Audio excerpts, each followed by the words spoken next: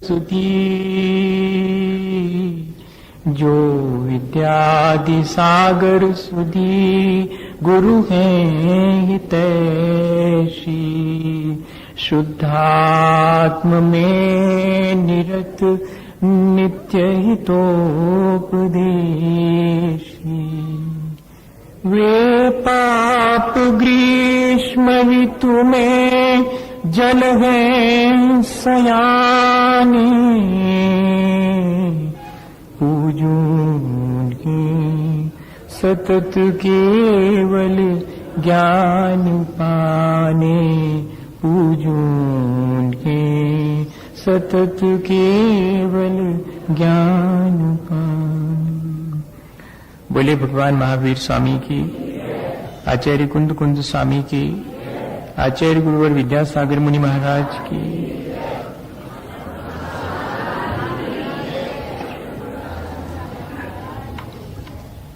हम सभी लोग हमेशा की तरह आज भी अपने जीवन को कैसे अच्छा बनाएं, कैसे उसे और बेहतर ढंग से जिएं, इस बात पर विचार करने के लिए एक साथ बैठे हैं। ये हमारा जीवन एक अवसर है जिसे हम सफलता में भी कन्वर्ट कर सकते हैं और इस अवसर का लाभ उठा सकते हैं,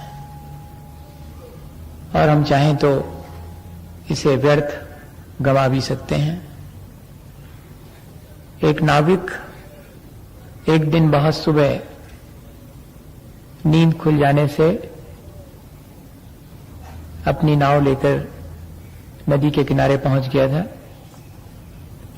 और उस अंधेरे में जब उसे कुछ नहीं सूझा, सुबह होने में थोड़ी देर थी,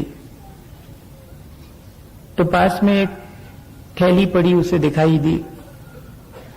उसने उसे उठा के देखा तो उसमें कुछ पत्थर भरे हुए समझ में आए। शायद नदी के किनारे शाम को बच्चे आए होंगे और उन्होंने पत्थर इकट्ठे किए होंगे और इस पोटली में भर के रख दिए होंगे। अब क्या करे वो अंधेरे में, तो अपनी नाव में बैठे बैठे उसने उस पोटली में हाथ डालकर एक एक पत्थर निकालकर फेंकना शुरू किया, और पत्थर के फेंकने से नदी में छपाक की आवाज आती और अच्छा लगता। उस सन्नाटे के बीच बार बार पत्थर फेंकने से एक ध्वनि होती। मन लग गया उसका और उसने एक एक पत्थर फेंकना शुरू किया। थोड़ी थोड़ी देर के बाद उस पोटली के सारे पत्थर वो फेंक चुका।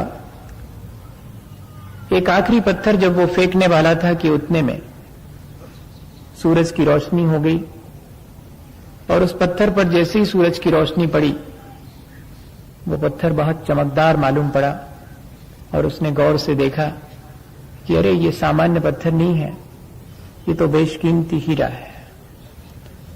अब वो क्या करे? अब वो रोए इस बात के लिए कि उसने इतने सारे पत्थर ऐसे ही फेंक दिए। तो अब उसके रोने से कोई लाभ नहीं होने वाला।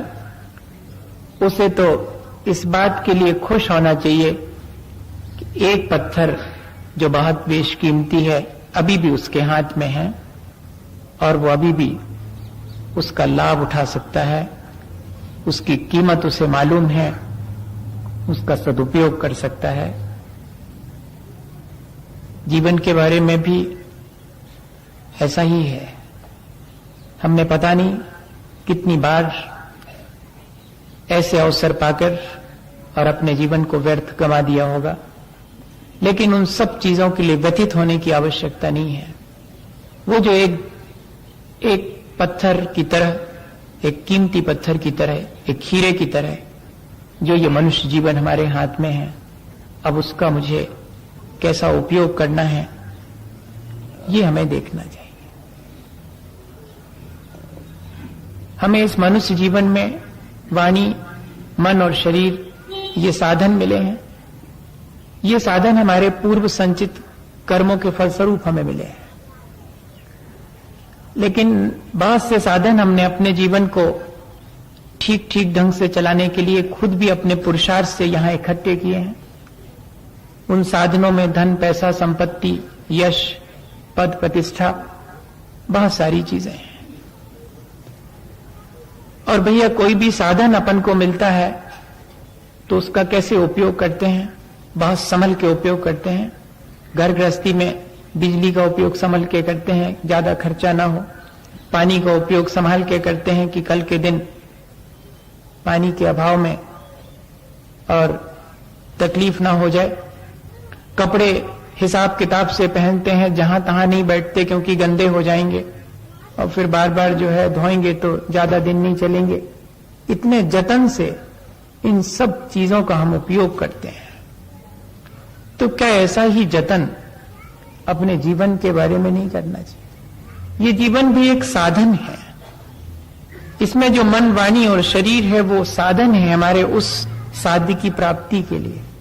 अपने जीवन को ऊंचा उठाने के लिए हम इस जीवन को एक अच्छा साधन बना सकते हैं। अगर हम गौर से देखें तो हमारे जीवन में निर्मलता हमारा स्वभाव है, लेकिन क्या करें, वो निर्मलता हमारे जीवन से गायब हो गई है। जैसे किसी ने उसे हमारे जीवन से उठा लिया हो, जैसे कोई चोर हमारे घर में घुस जाए और हमारी संपत्ति को उठा के ले जाए। वो कब घुसता है और कब उठा के ले जाता है? जब हम सो जाते हैं, जब हम गाफिल हो जाते हैं। और यही हमारे साथ हुआ है। हमारी अपनी जो निजी संपदा है, हमारा अपना जो स्वभाव है, हमारी अपनी अज्ञानता, हमारे अपने मोह के कारण और विकृतियों में बदल गया है। स्वभावात् अन्यथा भवनम विभावः। हम अपनी निर्मलता को खो बैठे हैं और हमारी उस निर्मलता के स्थान पर विकृतियों ने, मलिनताओं ने हमारे भीतर अपना घेरा जमा रखा है। हमारी अपनी प्रकृति ऐसी नहीं है, लेकिन क्या करें, जब हम अपनी प्रकृति, अपने स्वभाव को भुला बैठते हैं तब हम धीरे धीरे विकृति की तरफ चले जाते हैं। और उसका एक ही कारण होता है, हमारा अपना मोह, हमारी अपनी अज्ञानता, इग्नोरेंस जिसको कहेंगे। हम ही कहीं चूक जाते हैं। हम अपनी उस चूक को देखें कि कैसे हम चूक गए हैं तो बहुत स्पष्ट दिखाई पड़ेगा। बच्चों की कहानी सब पढ़ते हैं और बहुत प्रचलित है ये कहानी। बच्चे इसको बड़े चाव से पढ़ते हैं। क्या कि एक राजा था और फिर वो राजा बहुत बलवान था, लेकिन उस राजा के प्राण तोते में थे और राजा को मारो तो नहीं मरता था, और अगर तोता हाथ में आ जाए और तोते को मार दो तो राजा मर जाएगा। ऐसी कहानी पढ़ते हैं बच्चे, तो बहुत पढ़ते हैं। सब बच्चे रहे होंगे, सबने पढ़ी होगी राजा की कहानी कि राजा के प्राण तोते में। वो कहानी जैसी मालूम पड़ती है, लेकिन है वो सच्ची?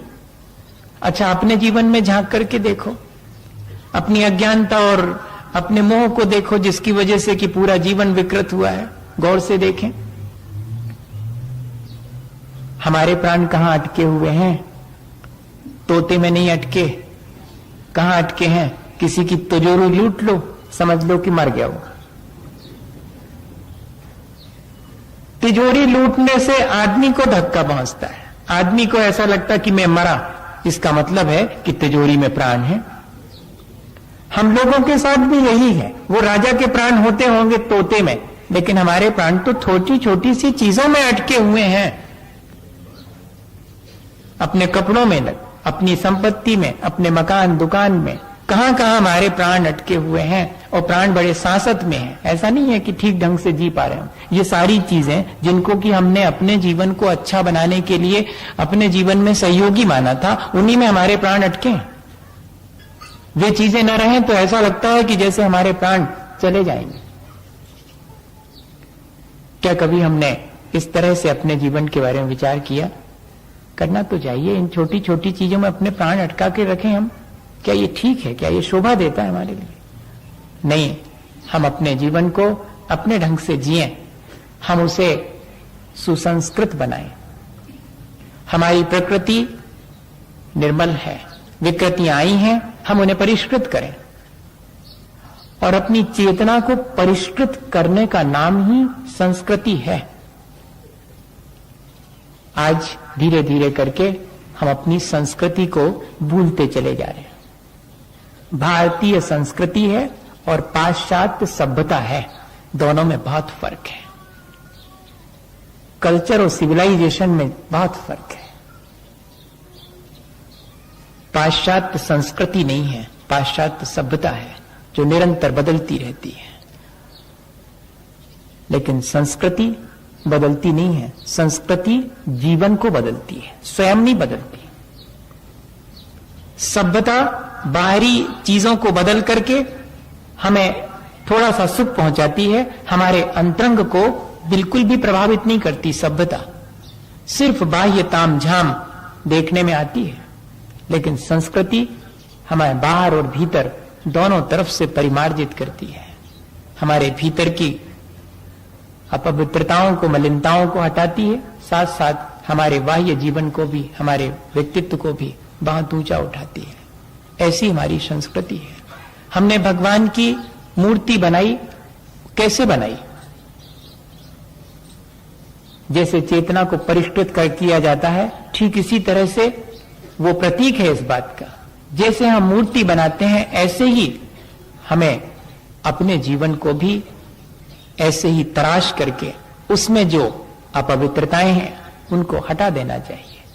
क्या करता है कोई भी मूर्तिकार? क्या पत्थर में मूर्ति बनाता है क्या? कोई देखने जाए तो वहां सिवाय तोड़फोड़ के कुछ भी नहीं दिखाई पड़ता। कह रहे थे कि बन रही है मूर्ति, बन कहां रही है? यहां तो छेनी हथौड़े से और तोड़ा फोड़ा जा रहा है सब। नहीं, मूर्ति नहीं तोड़ी जा रही, मूर्ति तो उसके भीतर उसने पहले से देख ली है उस पत्थर में। वो तो उस मूर्ति के अतिरिक्त जो है, वेस्टेज है, अतिरिक्त है, उसको हटा रहा है। और जैसे जैसे उसमें से जो अतिरिक्त है वो हटता चला जाता है, वैसे वैसे उसमें से मूर्ति उभरती चली जाती है। ये ही विद्या हमें अपने जीवन में, अपने चेतना को परिष्कृत करने के लिए लागू करनी चाहिए कि मेरे जीवन में क्या क्या अतिरिक्त है, मैं उसे हटाते चले जाऊं। सब जानते हैं हमारे जीवन में क्या अतिरिक्त है। भैया, व्यर्थ और सार्थक दोनों का निर्णय कोई और थोड़ी करता है, हम ही करते हैं। हमारा राग द्वेष इन चीजों का निर्णय करता है। जो वीतरागी हैं उनसे निर्णय करवा लेवे कि क्या व्यर्थ है और क्या सार्थक है, और जो व्यर्थ है उसे हम हटाते चले जाएं। तो सार्थक को कहीं से लाने की आवश्यकता नहीं, वो तो हमारा अपना निजी है। अगर इस तरह हम गौर से देखें तो हम अपने जीवन को परिष्कृत कर सकते हैं, अपनी चेतना को परिष्कृत कर सकते हैं। हमारे अंदर अपनी चेतना को परिष्कृत करने की कर्मठता होनी चाहिए। दूसरी चीज, हमें वर्तमान की कृत्रिमताओं से बचना चाहिए। और तीसरी चीज, अपनी संस्कृति जो कि अत्यंत प्रामाणिक है, आस्था और अहिंसा, उसको बरकरार रखना चाहिए। समझ लें अपन इन छोटी छोटी सी चीजों को। हम बहुत कर्मठ हैं, हम सुबह से शाम तक बहुत पुरुषार्थ करते हैं, बहुत काम करते हैं। अंततः हम पाते क्या हैं? वही थोड़ी सी सुख सुविधा के साधन, इसके अलावा और क्या पाते हैं? सुबह से शाम एक अंधी दौड़ में हम दौड़ करके और थके हारे जब घर लौटते हैं तो अपने आप से पूछें कि दिन भर में सुख शांति पाई? सुख शांति के साधन जुटाने में इतनी तकलीफें उठाई कि वो सुख शांति भी चली गई। वे चीजें जो सुख शांति के लिए इकट्ठी की थी, क्या सचमुच सुख शांति दे पाई? विचार करना। तब फिर हमारी ये कर्मठता हमारे किस काम की? वास्तव में तो कर्मठ वो है जो अपने जीवन में ऐसा कुछ हासिल कर ले जिसे कोई दूसरा छीन ना सके, जिसे कोई चुरा ना सके, और जीवन के नष्ट होने पर भी जो नष्ट ना हो सके, वास्तव में वो सार्थक है। वो संचित किया अपन ने क्या? क्या ऐसा कोई पुरुषार्थ मैं दिन भर में करता हूं जिससे मेरे जीवन में ऐसी कोई चीज संचित होती है? मुश्किल है कि होती हो। जो चीजें संचित होती हैं वे एक दिन व्यर्थ मालूम पड़ने लगती हैं। जो कल तक भली जान पड़ती थी वे ही हमारे जीवन में व्यर्थ मालूम पड़ती हैं, और उन क्षणों में तो अत्यंत व्यर्थ हो जाती हैं जब हम यहां से विदा लेते हैं, अंतिम विदा लेते हैं, तब वे सब चीजें जो कल तक सार्थक मालूम पड़ती थी अत्यंत व्यर्थ मालूम पड़ती है। हम सार्थक और व्यर्थ की पहचान बहुत आसानी से कर सकते हैं। हमारे साथ जो चीज जाती है वही सार्थक है, उसी का संचय करें। जाती है हमारी अपनी भलाई और बुराई, और कोई चीज हमारे साथ नहीं जाती, पर हम जोड़ जोड़ करके उन सब चीजों को रखते हैं। और ध्यान रखें, जो जैसा होता है वैसा करता है, और जो जैसा करता है वैसा होता चला जाता है। दोनों चीजें, style is a man, man is a style, ऐसा लिखा हुआ है। जो जैसा करता है मानिएगा कि वो वैसा है। मैं अगर झूठ बोलता हूं तो मैं झूठा हो गया, ठीक है ना। मैं चोरी करता हूं तो मैं चोर कहलाऊंगा। ये बहुत सीधी सी चीज है। मैं जो करता हूं वैसा होता चला जाता हूं। तब फिर मुझे ये ध्यान रखना चाहिए कि मैं अपने जीवन में किस तरह की चीज करूं, मेरी अपनी कर्मठता किन चीजों के लिए होनी चाहिए, मेरा अपना पुरुषार्थ किस दिशा में होना चाहिए। और दूसरी चीज, कोई चोर हो तभी ना चोरी करेगा, कोई झूठा हो तभी ना झूठ बोलेगा।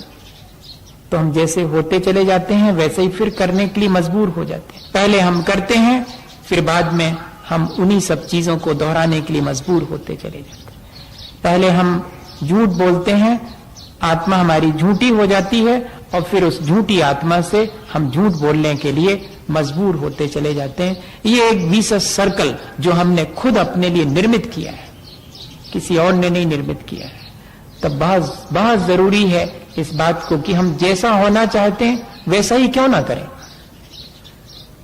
हम करने से पहले देख लें कि इसको करने से मैं होऊंगा कैसा, मुझे क्या प्राप्त होगा, ये तो देखते हैं हम। मैं ऐसा ऐसा करूंगा तो मुझे ऐसा ऐसा प्राप्त होगा, लेकिन मेरी चेतना कैसी हो जाएगी वैसा करने से। अगर ये हम ध्यान रखें तो चेतना को हम आसानी से परिष्कृत कर सकते हैं। हम जैसा करते हैं वैसी हमारी चेतना होती चली जाती, और जैसी चेतना होती चली जाती फिर वैसा करने के लिए हम मजबूर होते चले जाते हैं। हमें ये बहुत सावधानी रखने की आवश्यकता है कि यदि हम वैसा नहीं होना चाहते, जैसा हम नहीं होना चाहते वैसा हम ना करें, और कम से कम अपनी चेतना को परिष्कृत करने में आलस तो ना करें। हम बाकी सब चीजें अपने जीवन में संचित कर रहे हैं, करें, ठीक है, लेकिन मेरी चेतना को जो चीज गंदी करे उस चीज को तो ना करें। सिकंदर ने पूरा राज्य पाया था, शायद उन्हीं के जीवन की घटना है। और वो एक दिन कहीं जंगल में भटक गए थे, तो बहुत प्यास लगी थी उनको। तो जब प्यास लगी तो किसी से कहा कि पानी खोजो, तो बामुश्किल पानी मिला, और 1 लोटे पानी मिला। लेकिन वो जिसके पास 1 लोटे पानी था उसने कहा कि मैं पूछना चाहता हूं तुम्हारे राजा से कि वो मुझे क्या दे सकता है इस 1 लोटे पानी के एवज में। तब उसको लाया गया था कि चलो हमारे राजा से पूछ लो 1 लोटे पानी का क्या दोगे। तो राजा ने कहा कि सुनो, अगर तुम मुझे 1 लोटा पानी देते हो तो मैं अपना आधा साम्राज्य तुम्हें दे सकता हूं। उसने कहा नहीं, सौदा बहुत सस्ता है, जरा सोच लो आप, इस समय आपके प्राण बिल्कुल कंठगत हैं, मरण आपका निश्चित है, इस 1 लोटे पानी के बिना आप मर जाएंगे, फिर से सोच लो आप। तब राजा को क्या कहना पड़ा था कि पूरा साम्राज्य देता हूं इस 1 लोटे पानी के लिए। तब बहुत जोर से हंसा था वो गरीब व्यक्ति जिसके पास 1 लोटा पानी था। उसने कहा बहुत अच्छा हुआ, पूरा साम्राज्य काय के लिए 1 लोटे पानी के लिए इतनी मेहनत करी, पूरा साम्राज्य आपने हासिल कर दिया, लेकिन वो सब व्यर्थ हो गया। अभी तो सार्थक है सिर्फ 1 लोटा पानी। हम ऐसी बहुत सारी चीजें जो व्यर्थ इकट्ठी करके सोचते हैं कि इन सब से मेरा जीवन बहुत परिष्कृत होगा, इन सब से मेरी चेतना बहुत ऊंची उठेगी।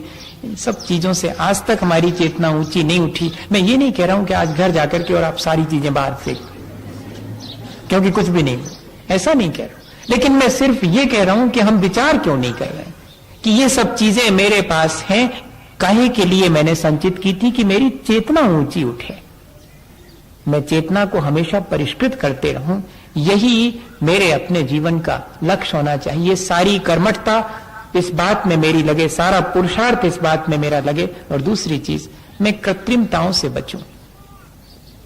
आज कृत्रिमताएं बहुत हैं, औपचारिकताएं बहुत हैं, जीवन पूरा कृत्रिम हो गया है, जरा भी नेचुरल नहीं रहा है। नेचुरल तो उन क्षणों में रहता है जब थोड़े से हम अपने शरीर से भारी वारी हो जाते हैं और डॉक्टर सलाह देता है कि सुबह सुबह और किसी गार्डन में टहलो, तब जरा नेचुरल होकर के नेचर के निकट जाते हैं, बाकी तो नहीं जाते। बाकी तो हमने जंगल की सीनरी भी घर में ही लगा रखी है, जंगल में भी जाने, सीनरी में संतुष्ट हैं।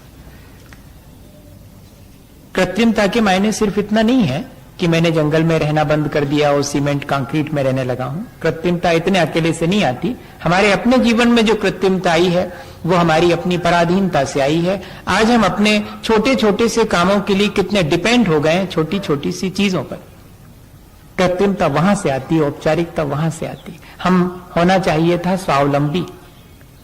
जो जितना स्वावलंबी है वो उतना नेचर के निकट है, और जो जितना दूसरे साधनों पर निर्भर है, परावलंबी है, पराश्रित है, वो उतना कृत्रिम जीवन जी रहा है। आज हमें कितनी चीजें चाहिए अपने जीवन के लिए, और उन सब चीजों के उपयोग में हम अपने जीवन की वास्तविकता को भुला बैठे हैं और आलसी हो गए हैं, अपनी चेतना को परिष्कृत नहीं कर पाते हैं। सब चीजें, सपोज करें कि हम समझने के लिए कि पहले बहुत सारी मेहनत करते थे, और मेहनत करने से हमारा शरीर अपने आप स्वस्थ रहता था, हमारा मन भी प्रसन्न रहता था, क्योंकि अपनी मेहनत से जो चीज हम करते हैं उस चीज को, आप अगर अपनी मेहनत से रोटी बनाओ तो उसका स्वाद अलग रहेगा, और अगर आप किसी आप होटल में जाकर के और चपाती खरीद के लाओ और उसने कैसे बनाई वो तो छोड़ो, लेकिन उन बनी हुई दूसरे की चपाती को खाओ तो वो आनंद नहीं आएगा, और अपने हाथ से बनाई होती तो।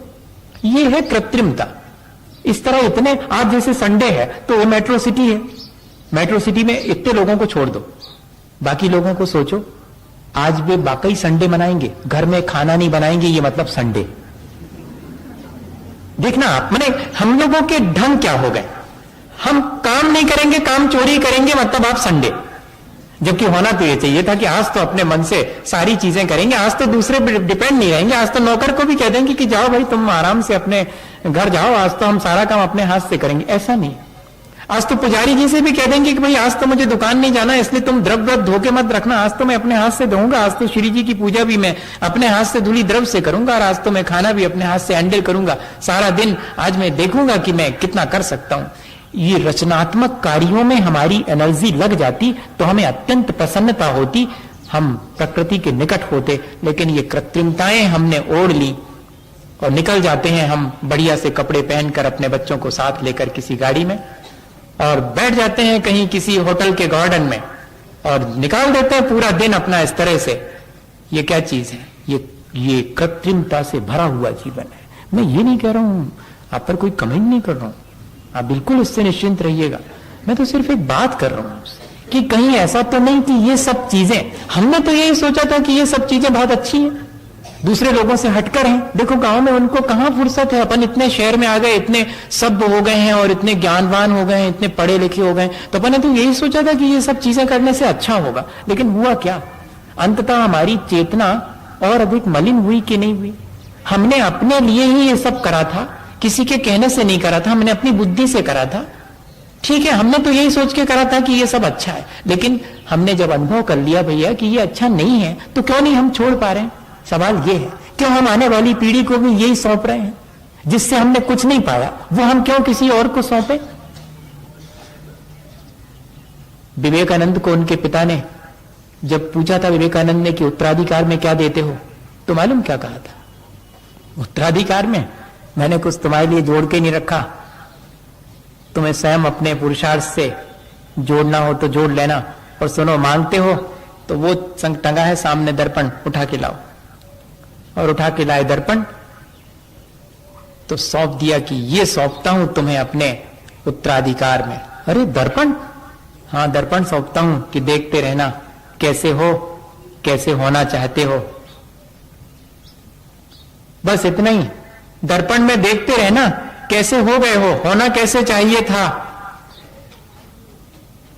हम अपने सामने अगर आईना रख लेवें ये आईना ही हमें रखना पड़ेगा अपने सामने कि हम कैसे होना चाहते हैं और हो कैसे गए। हमने सोचा तो कुछ और था और वैसा सोच करके हमने जीवन शुरू किया था। सबको ही शुरू करते हैं अपना जीवन, ब्याह के बाद सबका जीवन शुरू होता है और सबके अपने सपने होते हैं, सबके अपने सोच होते हैं और उससे जीवन शुरू करते हैं। और अंततः हम कहां चले जाते हैं? हमारी चेतना परिष्कृत होने की जगह पर और मलिन और विकृत होती चली जाती है जिन सब चीजों से, तो वे चीजें सब व्यर्थ हैं। अरे भैया, अगर संचय ही करना है तो क्या व्यर्थ को कोई संचित करता है? कृत्रिमताओं को संचित करता है? नहीं, वो तो उन चीजों को परिष्कृत करता है, उन चीजों को हटाता ही है। एक व्यक्ति ने कहा कि संचय करना है तो मैं संचय करता हूं। कहीं उसको पड़ा हुआ एक ठो जूता मिल गया, उसने घर में रख लिया। उससे पूछा कि क्यों, क्या करोगे उसके? बोले जब दूसरा मिल जाएगा तो पहनने के काम आएगा। मैंने भी एक ऐसे ही चलते चलते आपसे कह दिया, ये ऐसे ही तो हम अपने जीवन में नहीं कर रहे हैं। बहुत सारी चीजें आज घर जाकर के देखना कि कैसी पड़ी हुई हैं, काम आएंगी, अभी तक तो नहीं आई, कब से पड़ी है, लेकिन मन में काम आएंगी। कचरा तमाम इकट्ठा करके रखा, यहां तक कि एक मैं पढ़ रहा था कल सुबह या शाम को, कल पढ़ रहा था तो मुझे बहुत हंसी आई उसको पढ़ने के बाद। उसमें लिखा था कि संचय करने के नाम पर तो ऐसे हैं हम लोग, इतने होशियार हैं कि कोई ने गाली दी तो उसको भी अपने भीतर रखे रहते हैं। वो क्षमा भी मांग ले तो उसकी गाली अपने भीतर रखी रहती, कई दिन तक रखे रहती। अपन नहीं रखे रहते। किसी ने कोई बुरी बात कह दी तो उसको तुरंत नहीं लौटाएंगे, रख लेंगे भीतर। तुमने हमसे ये बुरी बात कही थी, तुमने हमसे ये बुरी बात कही थी। 10 दिन बाद, 50 दिन बाद, तो जिंदगी भर रखे रहे। बताओ, ये कचरे ही रखने की स्टाइल नहीं है और क्या? दूसरे ने गाली दी, दूसरे ने खराब शब्द कहा, अपन ने रख लिया, रख लो। अब काम आएगी, क्या काम आएगी? वो कोई दूसरा मिलेगा तब उसको याद दिलाएंगे कि तुमने हमसे ऐसी खराब बात कही थी। बाहर भी और भीतर भी, दोनों जगह अगर अपन देखें तो ऐसी व्यर्थताओं का अपन संचय कर रहे हैं और अपने जीवन को निरंतर कृत्रिमता की तरफ ले जा रहे हैं। हमारी संस्कृति आस्था, अहिंसा, भाईचारे और प्रेम और करुणा की है। हमें उसका संचय करना चाहिए, बचना चाहिए आडंबर, दिखावे और कृत्रिमता से। करना चाहिए वो सब जिससे कि चेतना परिष्कृत हो, और ध्यान रखना चाहिए अपनी संस्कृति का, जिससे कि चेतना परिष्कृत होती है। चेतना को परिष्कृत करने के लिए सिर्फ एक ही चीज है, आस्था और अहिंसा। यही जैनाचार्यों ने 2 चीजें हमारी चेतना को परिष्कृत करने के लिए दी हैं। सच्चे देवगुरु शास्त्र के प्रति हमारी आस्था, जहां जहां सच्चाई है वहां वहां हमारा विश्वास, और इतना ही नहीं, प्राणी मात्र के प्रति हमारे मन में प्रेम हो, करुणा हो और भाईचारे की भावना हो, तो हम अपने जीवन को परिष्कृत कर पाएंगे। एक बहुत पुरानी कहीं मैंने घटना पढ़ी थी, आज आपको उसे सुनाने का मन है। थोड़े से दिन और हैं मेरे पास भी, और बहुत थोड़ा सा है जो मुझे आपसे पार्टिसिपेट करना है। वैसे तो बहुत मुश्किल है, विचारों को तो पार्टिसिपेट किया जा सकता है, लेकिन जीवन के अनुभवों को तो अपने जीवन में ही स्वयं हासिल किया जा सकता। दूसरे के अनुभव दूसरे के काम नहीं आते भैया, विचार तो काम आ जाते हैं।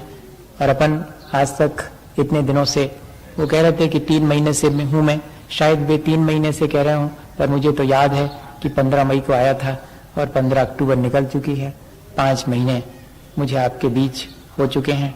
अपन लोगों ने विचारों का आदान प्रदान किया है, विचारों की बहुत लंबी लंबी यात्राएं बहुत दूर दूर तक जाके की हैं।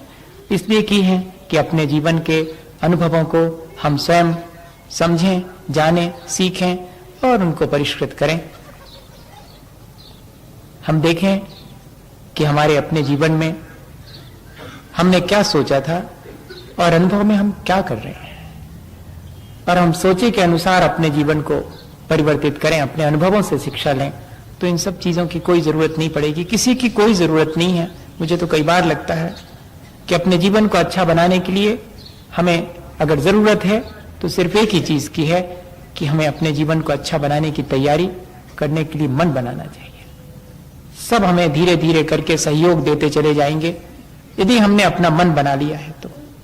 एक किसान था और उसके एक गाय थी। बहुत वर्षों के बाद यह कहानी सुना रहा हूं।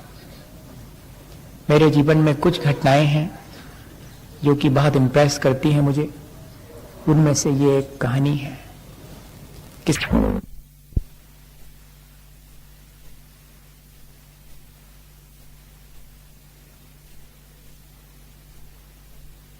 पुराने लोग मनुष्य से ही प्यार नहीं करते थे, वो पशुओं से भी प्यार करते थे। आज हम अपनी मोटर और कार से प्यार करते हैं, जबकि वे जड़ पदार्थ हैं। और पहले के लोग मोटर गाड़ी रखना पसंद नहीं करते थे, भले ही एक घोड़ा रख लेंगे, उस पर अपनी यात्रा कर लेंगे, क्योंकि वो सजीव है। और सजीव से अगर कोई प्रेम रखता है तो वो कल्याण में निमित्त बनता है, और चीजों से कोई अगर प्रेम रखता है तो वो तृष्णा कहलाती है, और वो उसके अकल्याण में निमित्त बनता है। जड़ से दोस्ती करेंगे तो जड़ ही होंगे, और चेतना से अगर दोस्ती करेंगे तो हमारी चेतना परिष्कृत होगी। ये कॉन्सेप्ट था, आज का कॉन्सेप्ट अलग हो गया। उसके पास जो गाय थी उससे बहुत प्यार था, लेकिन एक दिन ऐसा आया जीवन में कि खुद के खाने के लिए भी बहुत मुश्किल हो गई। खेती में इतना नुकसान हुआ कि गाय के खिलाने के लायक भी उसके पास चारा नहीं रहा, खुद के खाने को भी नहीं है। और उसने तय किया कि गाय को बेच देना चाहिए, जब मैं खिला ही नहीं पाता हूं तो क्या करूं। और जब जब भी उसके मन में ये बात आती थी कि गाय को बेच दूं, तो ऐसा लगता था जैसे किसी ने छाती में और भाला चुभो दिया, इतनी पीड़ा होती थी। एक पीड़ा तो उसे यह है कि वो अपनी इस गाय को घास नहीं खिला पा रहा, और जब जब उसके मन में ये आता था कि ये सुख से रहेगी, किसी को बेच दूं, वहां अच्छे से खा पी लेगी, मेरे पास तो भूखी पड़ी रहती है, पानी पिला पाता हूं, तो बेचने की बात भी बहुत तकलीफ देती थी। फिर उसके मन में आया कि क्यों ना मजदूरी कर लूं। एक किसान को इससे ज्यादा दुखदाई बात क्या हो सकती कि उसे मजदूरी करना पड़े। पर क्या करें, अपने लिए नहीं, जिसे अपने आश्रित रख रखा है उसके चारे के लिए, और मुझे मजदूरी कर लेनी चाहिए। और वो शहर चला जाता है। शहर में एक सेठ के यहां पर चौकीदारी का काम उसे मिल जाता है। और एक दिन बातों के दौरान सेठ जी उससे कहते हैं कि क्यों भाई, तुम तो गांव के हो, यहां दूध की बहुत दिक्कत होती है, अगर हो सके तो कोई गाय का इंतजाम कर दो। उसको तो जैसे मन की बात मिल गई, उसने कहा बहुत अच्छा रहा, मैं गाय को भी यहीं ले आता हूं, सेठ जी के यहां पर रहेगी और मैं देखता रहूंगा हमेशा, बेच तो नहीं पाऊंगा लेकिन सेठ जी के यहां रहेगी, मैं उसकी देखरेख करता रहूंगा। और ले आया वो गाय, ये कहकर के कि किसी और की है, आप ले लीजिएगा। और कुछ रुपयों में गाय को सेठ जी के यहां दे दिया। जब गाय की रस्सी सेठ जी के नौकर के हाथ में पकड़ाने लगा, तब गाय ने बहुत कातर दृष्टि से उसकी तरफ देखा कि सौंप रहे हो, आज तक तो निभाया, आज किसी और के हाथ में सौंप रहे, ठीक है चली जाती हूं। मुड़ मुड़ करके उसने कई बार देखा कि कह दो एक बार कि हां चली जाऊं, बहुत कठिन है। और उसके सिर पर हाथ रख करके किसान ने कह दिया कि हां जाओ। बहुत कोशिश की किसान ने कि सेठ जी मुझे ही उस जगह पे रख दें, मैं गाय की सेवा करते रहूंगा, अलग से नौकर लगाने की आवश्यकता नहीं पड़ेगी। पर सेठ जी को इतना ईमानदार चौकीदार कहां से मिलता है, इसलिए सेठ जी ने तो उसको चौकीदार का काम सौंपा, गाय के पालन पोषण का काम दूसरे नौकर के जिम्मे सौंप दिया। लेकिन दूसरे दिन हल्ला मच गया कि 15 सेर दूध का वायदा था कि गाय 15 सेर दूध देगी, लेकिन वो तो 1 सेर भी नहीं दे पा रही है।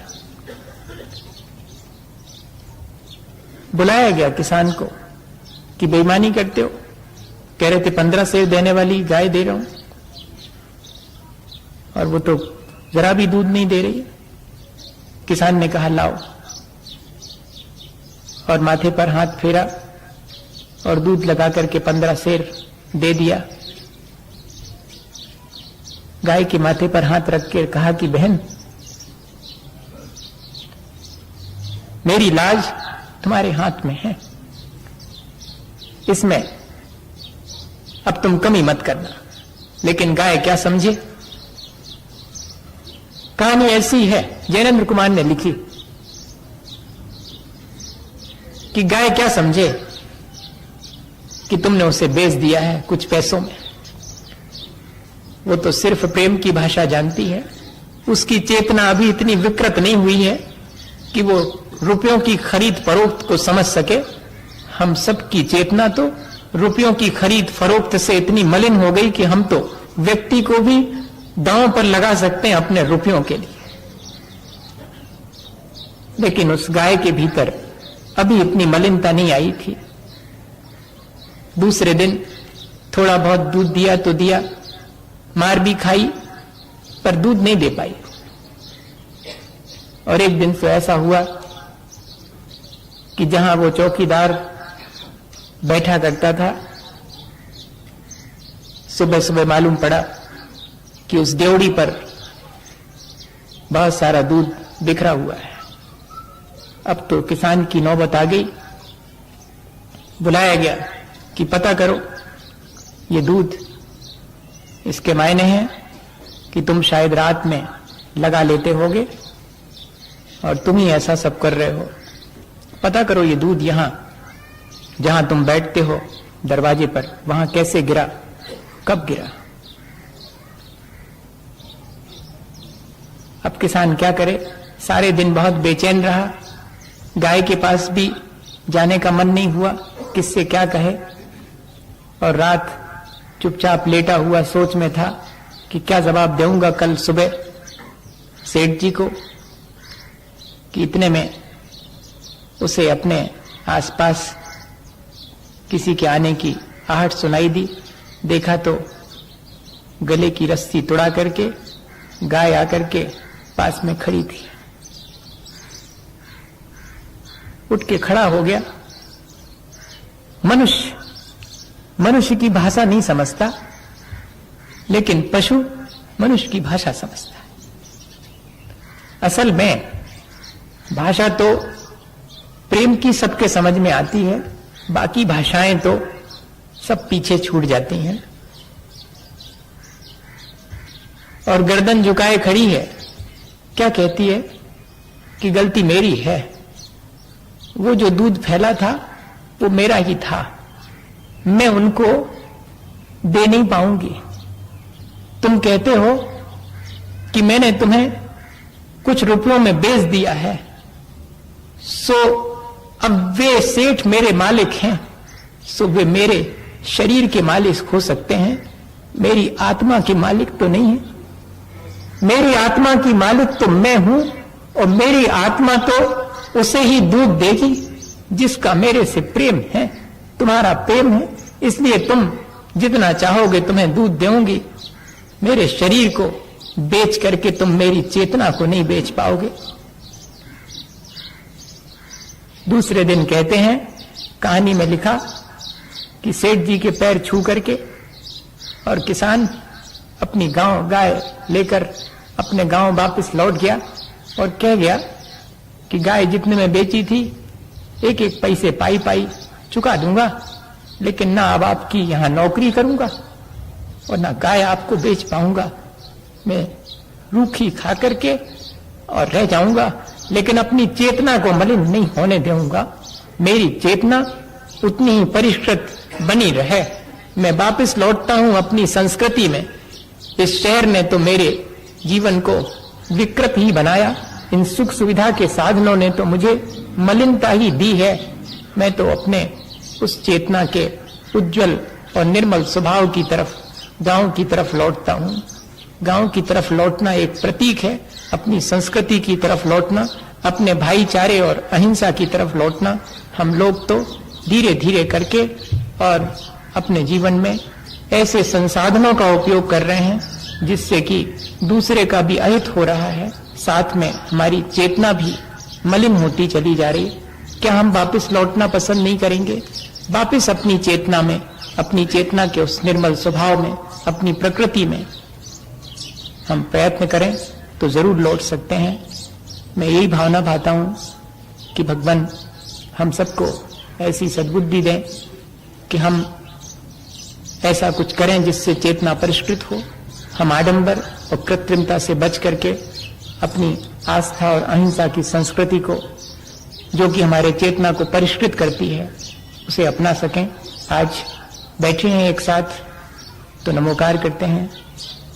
पता नहीं फिर यहाँ एक साथ कब संयोग आएगा, फिर बैठेंगे, फिर बात करेंगे। पर आज ये मान करके कि शायद ये आखिरी दिन है, रोज अगर ऐसे ही मान करके कि आज ये आखिरी दिन है और हम अपने इस दिन को सार्थक बना लें, इसी भावना के साथ आज अपन नमोकार करते हैं।